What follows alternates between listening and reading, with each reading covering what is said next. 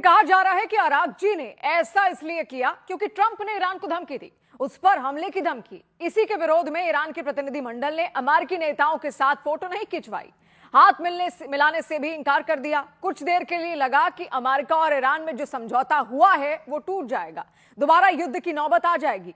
हालांकि ऐसा हुआ नहीं।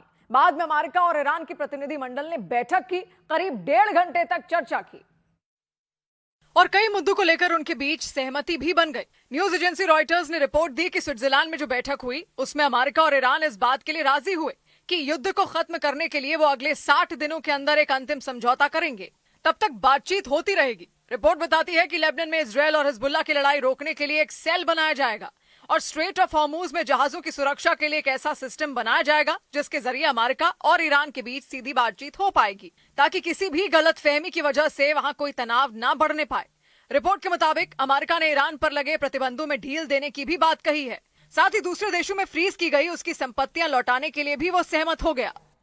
इधर बीबीसी ने ईरान से पाकिस्तान में होने वाली पेट्रोल की तस्करी को लेकर चौंका देने वाली एक रिपोर्ट दी। रिपोर्ट के मुताबिक स्ट्रेट ऑफ हॉर्मुज में आई रुकावट के बाद ईरान से जमीन के रास्ते पेट्रोल की तस्करी बढ़ गई। पाकिस्तान का जो बॉर्डर ईरान से लगता है वहां से बड़े पैमाने पर अवैध तरीके से तेल लाया जा रहा है, पेट्रोल लाया जा रहा है, डीजल लाया जा रहा है और इसके लिए मोटरसाइकिलों और माल ढोने वाली गाड़ियों का इस्तेमाल होता है। ईरान से लगने वाले पाकिस्तान के बॉर्डर पर मोटरसाइकिलों की लाइन नजर आई। देखकर ऐसा लगा जैसे कोई बाइक रैली निकल रही हो। हर तरफ मोटरसाइकिल ही मोटरसाइकिलें दिखी। उन मोटरसाइकिलों पर बड़े बड़े ड्रम दिखाई दिए, किसी पर 2 ड्रम तो किसी पर 3 ड्रम। रिपोर्ट बताती है कि उन ड्रमों में पेट्रोल और डीजल भरा जाता है और फिर पहाड़ी और ऊंचे नीचे रास्तों को तय कर बड़ी मुश्किल से पाकिस्तान लाया जाता है। हालांकि ईरान से होने वाली तेल की ये तस्करी लंबे वक्त से चली आ रही है, कई सालों से चली आ रही है, लेकिन रिपोर्ट बताती है कि ईरान में युद्ध छिड़ने के बाद इसमें कई गुना बढ़ोतरी देखी गई। कि अमेरिका और इजरायल ने जब ईरान पर हमला बोला था तो ईरान की सेना ने हॉर्मुज गलियारे को अपने कब्जे में ले लिया था। पिछले 3 महीने से वहां उसी का कंट्रोल रहा। उसने तेल और गैस के जहाजों के आने जाने पर रोक लगा दी थी, जबकि युद्ध से पहले इसी रास्ते से बड़े पैमाने पर कच्चे तेल का कारोबार होता था। ईरान और खाड़ी देशों से निकलने वाला कच्चा तेल स्ट्रेट ऑफ हॉर्मुज से ही होकर दुनिया के दूसरे देशों तक जाता था। पाकिस्तान में भी आयात होने वाले कच्चे तेल का बड़ा हिस्सा इसी रास्ते से आता था। लेकिन स्ट्रेट ऑफ हॉर्मुज पर संकट आया तो पाकिस्तान में भी पेट्रोल और डीजल की किल्लत बढ़ गई। वहां के पेट्रोल पंपों पर लाइनें लगने लग गई। हालात बिगड़े तो पाकिस्तान की सरकार ने तेल के दाम भी बढ़ा दिए, लेकिन ईरान युद्ध की वजह से परेशानी लगातार बढ़ती गई। रिपोर्ट बताती है कि समंदर के रास्ते तेल की सप्लाई रुकी तो पाकिस्तान में जमीन के रास्ते ईरान से तेल की तस्करी तेज कर दी गई और पाकिस्तान के कुछ लोगों ने तो इसे अपना रोजगार ही बना लिया, कमाई का जरिया बना लिया। उन्होंने ईरान से सस्ता तेल लाकर पाकिस्तान में महंगे दामों पर बेचना शुरू कर दिया, क्योंकि ईरान के पास बड़े पैमाने पर तेल के भंडार हैं, तेल के कुएं हैं और ईरान पर लगे प्रतिबंधों की वजह से भी वहां तेल की कीमत बेहद कम है। जबकि आर्थिक कंगाली से जूझ रहे पाकिस्तान में पेट्रोल और डीजल के दाम आसमान पर पहुंच चुके हैं। पाकिस्तान और ईरान करीब 900 किलोमीटर लंबा बॉर्डर साझा करते हैं। इस बॉर्डर के एक तरफ ईरान का सिस्तान बलूचिस्तान प्रांत है, दूसरी तरफ पाकिस्तान का बलूचिस्तान प्रांत है। यानी इधर पाकिस्तान का बलूचिस्तान और उधर ईरान का सिस्तान बलूचिस्तान। दोनों के बीच ऐसे कई इलाके हैं जहां बाड़ेबंदी नहीं की गई है, वहां सुरक्षा के भी बहुत अच्छे इंतजाम नहीं है। रिपोर्ट कहती है कि इन्हीं इलाकों से बलूचिस्तान के लोग सिस्तान बलूचिस्तान में एंट्री करते हैं और वहां से ड्रमों में तेल भरकर पाकिस्तान लाते हैं।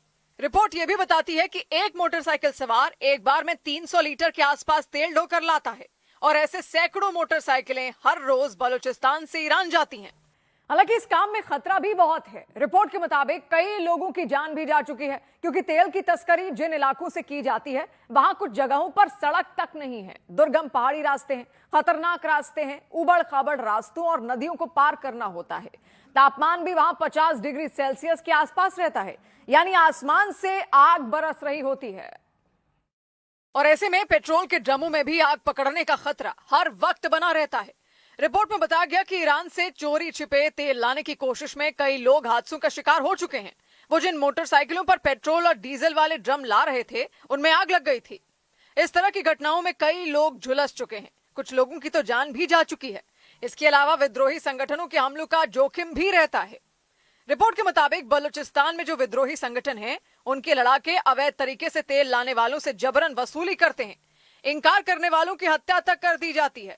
लेकिन रिपोर्ट बताती है कि बेहिसाब खतरों के बावजूद बलूचिस्तान के वो लोग भी इस काम में जुट गए हैं जिनके सामने 2 वक्त की रोटी का संकट है, जो गरीबी में जी रहे हैं। तेल के इस अवैध कारोबार में नाबालिग लड़कों और लड़कियों को भी लगा दिया गया है। इधर बिहार के सासाराम में टीम इंडिया के तेज गेंदबाज आकाशदीप ने अपने तिलक समारोह में जमकर ठुमके लगाए।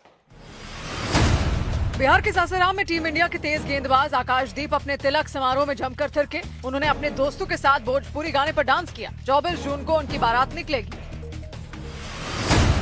दिल्ली के गीता कॉलोनी में एक बाइक पुल से नीचे गिर गई। इस हादसे में 2 लोग गंभीर रूप से घायल हो गए। बताया गया कि अचानक ब्रेक लगाने की वजह से मोटरसाइकिल का बैलेंस बिगड़ गया, वो पुल से नीचे गिर गई। All India Muslim personal law board ने ऐलान किया कि मुसलमानों से जुड़े मुद्दों पर वो देश भर में अभियान चलाएगा। इसके अलावा जिन राज्यों में यूसीसी लागू किया गया है वहां की हाईकोर्ट में उसे चुनौती दी जाएगी। उसने वंदे मातरम को जरूरी बनाने का भी विरोध किया। बिहार के मोतिहारी में वाटर पार्क के लिए हुई जमीन के अधिग्रहण के मामले में लोगों ने हंगामा किया। उन लोगों ने सरकार पर जबरन जमीन पर कब्जा करने का आरोप लगाया और नारेबाजी की। हंगामा कर रहे लोगों पर पुलिस ने लाठीचार्ज किया। उधर मुंबई के नजदीक महाराष्ट्र के बदलापुर में 250 किलोमीटर प्रति घंटे की रफ्तार से दौड़ रही एक कार हादसे का शिकार हो गई। उस कार में सवार 2 लड़कों की मौत हो गई और उनका एक साथी बुरी तरह घायल हो गया। वो तीनों लड़के बर्थडे पार्टी के बाद लौट रहे थे। ठाणे के बदलापुर से मुंबई की तरफ आ रहे थे, लेकिन बदलापुर से लौटते वक्त वो कार सड़क पर पलट गई। पुलिस की शुरुआती जांच में पता चला कि हादसे से पहले वो कार 250 किलोमीटर प्रति घंटे की रफ्तार से चलाई जा रही थी। आशंका जताई गई कि तेज रफ्तार होने की वजह से उस कार का संतुलन बिगड़ गया और मुंबई दिल्ली एक्सप्रेसवे पर डिवाइडर से टकरा गई। वहां टक्कर इतनी खौफनाक हुई कि वो कार उछलकर डिवाइडर के बीच गिर गई। उसका इंजन करीब 30 मीटर दूर जा गिरा। उसके परखचे उड़ गए। हादसे वाली जगह पर कार पलटी हुई नजर आई। आसपास उसके टूटे हुए हिस्से बिखरे हुए नजर आए। इस दर्दनाक हादसे में उस कार को चला रहा लड़का गंभीर रूप से घायल हो गया और उसके साथ कार में बैठे उसके 2 साथियों की जान चली गई। न मिल सका कहीं ढूंढे से भी निशान मेरा, न मिल सका कहीं ढूंढे से भी निशान मेरा, तमाम रात भटकता रहा गुमान मेरा। सवाद की एक बात कही निश्तर ने, मैं घर बसा के समुंदर के बीच सोया था, उठा तो आग की लपटों में था मकान मेरा। तो मिलते हैं कल, घड़ी जब इशारा करेगी 8 बजे रात का। वक्त होगा सवाद की एक बात का।